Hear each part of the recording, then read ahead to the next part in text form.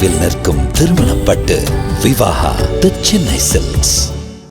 ரொம்ப சந்தோஷம். இப்படி ஒரு நிகழ்வை ஏற்படுத்தி கொடுத்த பார்த்திபன் சாருக்கு என்னுடைய மனமார்ந்த நன்றிகளை தெரிவிச்சுக்கிறேன்.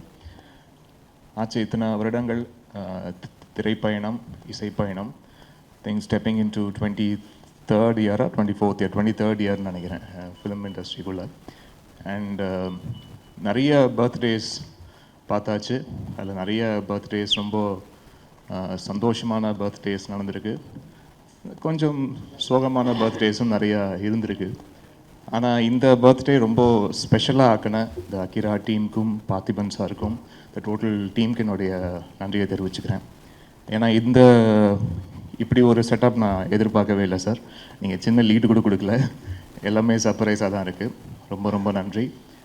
அண்ட் இத்தனை வருடங்களாக ஊடகம் எவ்வளோ சப்போர்ட்டிவாக இருந்திருக்கீங்கன்றது நான் வார்த்தைகளில் சொல்ல முடியாது. அது அவ்வளோ விஷயங்கள் நடந்திருக்கு. என்னை நிறைய விஷயங்கள் என்னை பக்குவப்படுத்தியிருக்கீங்க. என்னுடைய இசைத்துறையில் அடுத்தடுத்த கட்டத்துக்கு என்னை எடுத்துகிட்டு போகிறதுக்கு என்னை நானே எந்தெந்த விஷயங்கள்லாம் திருத்தி கொள்ளணுமோ அதெல்லாம் ரொம்ப பக்குவமாக எனக்கு சொல்லி கொடுத்து என்னை மேம்படுத்தியிருக்கீங்க, அப்படி தான் சொல்லணும்.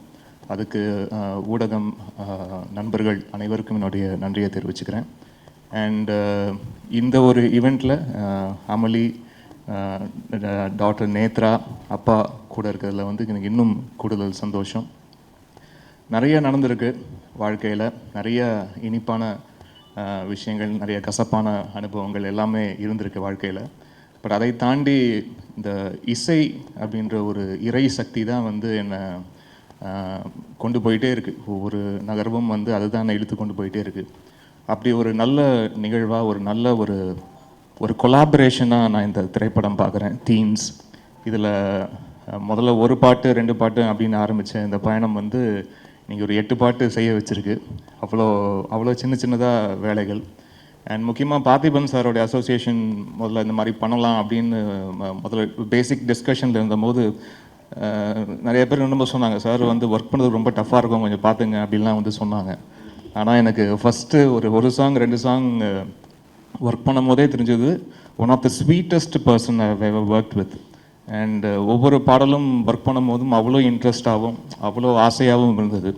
அண்ட் சம்டைம்ஸ் அவர் ஓகேன்னு சொன்னால் கூட நான் இன்னும் கொஞ்சம் அந்த எக்ஸ்ட்ரா எட்ஜ் போய் கொஞ்சம் அப்படி ஏதாவது ஒன்று பண்ணலாமா, ஏன்னா ரொம்ப ஒரு குவர்க்கான ஒரு மைண்டோட எதுவாக இருந்தாலும் அதில் ஏன் இந்த விஷயம் இப்படி இருக்கக்கூடாது, இதுக்கு வேறு ஒரு ஆங்கிள் இருக்குது, இது வேறு ஒரு பெர்ஸ்பெக்டிவ் இருக்குது, இது ஏன் இப்படி நம்ம அப்படி ஹேண்டில் பண்ணக்கூடாது அப்படின்ற ஒரு பார்வை எனக்கு ரொம்ப பிடிச்சிருந்தது. நானும் அந்த மாதிரி ஒரு குவர்க்கி மைண்டை எதிர்பார்க்குற ஒரு ஆள் அப்படின்றதுனால அது கரெக்டாக அந்த வேவ் லெங்த் செட் ஆச்சு. அண்ட் ரொம்ப ஒரு இனிமையான அனுபவமாக இருந்தது இந்த 7-8 பாடல்கள் ஒர்க் பண்ணும் போதும். ப்ளஸ் அவருடைய வரிகளுக்கும் இசையமைச்சிருக்கேன் இந்த திரைப்படத்தில். எல்லா பாட்டும் அவர் தான் எழுதியிருக்காரு. ஒரு பாடல் மட்டும் ரேப் இசையில் அறிவு எழுதியிருக்காரு, கூட சேர்ந்து அவர் எழுதியிருக்காரு. மற்றபடி ப்ரிடாமினண்ட்டாக அவர் தான் எழுதியிருக்காரு இந்த பாடல்களில். ரொம்ப சந்தோஷம். நிறைய வெரைட்டி ஆஃப் சாங்ஸ் இதில் பண்ணியிருக்கோம். ஏன்னா நிறைய திரைப்படங்கள் இதுக்கு முன்னாடி ஒர்க் பண்ணியிருக்கேன்.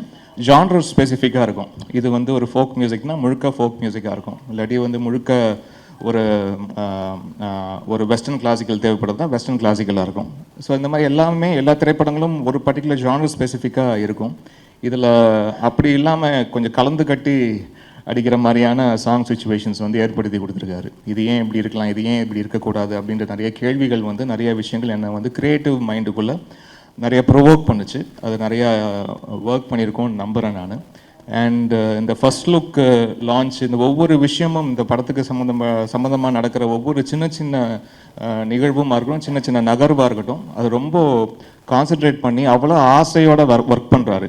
அப்படி இருக்க டெக்னீஷியன் நான் ரொம்ப விரல் விட்டு எண்ணக்கூடிய டெக்னீஷியன் தான் பார்த்துருக்கேன் கடந்த 23-25 வருஷத்தில். 23 வருஷம் சினிமா வாழ்க்கை. அதுக்கு முன்னாடி நான் சின்ன திரையில் ஆரம்பித்தது பார்த்தா இன்னும் டோட்டலாக ஒரு 27-28 வருஷம் வருது. நான் இதுக்குள்ளே தான் இருந்திருக்கேன், இசையை தவிர்த்து வேறு எதுவும் தெரியாது நம்மளுக்கு. ஸோ எத்தனையோ நபர்களை சந்திச்சிருக்கேன், எத்தனையோ இயக்குநர்களுக்கு சந்திச்சிருக்கேன். பட் இதில் பார்த்திபன் சார் கொஞ்சம் குதர்க்கம் தான், கொஞ்சம் ஒரு மாதிரி ஒரு யூனிக் பீஸ் தான் அவர். ஸோ அப்படி இவ்வளோ ஆசையோட இவ்வளோ ஒரு நேசத்தோட ஒருத்தரை சினிமா மேலே இவ்வளோ ஆசையோடு இருக்க முடியுமா அப்படின்ற விஷயம் ரொம்ப ஆச்சரியப்பட வைக்குது. ஏதாவது ஒரு பாயிண்டில் எங்கேயாவது கொஞ்சம் டயர்டாகும் எல்லாருக்கும். பட் அப்படி டயர்டாகாமல் ஓடிட்டு இருக்கிற ஒரு முக்கியமான நபராக அவரை பார்க்குறேன். ஒரு காதலன் காதலிக்கு இந்த மாதிரி பயங்கரமாக டெக்கரேட்லாம் பண்ணி ப்ரெசென்ட் பண்ணுறதை கூட ஏதாவது நான் கொஞ்சம் அண்டர்ஸ்டாண்ட் பண்ணிக்க முடியும். இன்னொரு ஆணுக்கு வந்து இந்த மாதிரி பயங்கரமாக வந்து செட்டப்லாம் பண்ணி இப்படி ஒரு பர்த்டே விஷ் பண்ணுறாரு நினச்சி பார்க்கும்போது அவருடைய மனசு, அவருடைய தூய்மையான அன்பை வந்து புரிஞ்சிக்க முடியுது. ரொம்ப தேங்க்யூ சார். இது வந்து நான் எதிர்பார்க்கவே இல்லை. ரொம்ப அழகான நிகழ்வாக ஏற்படுத்தி கொடுத்துருக்கீங்க. ரொம்ப மறக்க முடியாத பர்த்டேவாகவும் இது ஏற்படுத்தி கொடுத்துருக்கீங்க. நன்றி சார். அண்ட் கால்வெல் சாருக்கும் ரஞ்சித் சாருக்கும் வந்திருக்க தயாரிப்பாளர்கள். இன்னும் ஒருத்தர்கிட்ட நான் ஃபோனில் மட்டும் தான் பேசிக்கிட்டு இருக்கேன். இன்னும் ஒருத்தர் நான் சந்திக்கலை. ஸோ அவருக்கும் என்னுடைய நன்றியை சொல்லிட்டுருக்கேன். And thank you so much for this சின்னதாக க்யூட்டாக ரொம்ப அழகாக இப்படி ஒரு மேடை, இந்த மேடையில் இப்படி ஒரு மேடை ஏற்படுத்தி கொடுத்துருக்கீங்க. Thank you so much sir. நன்றி.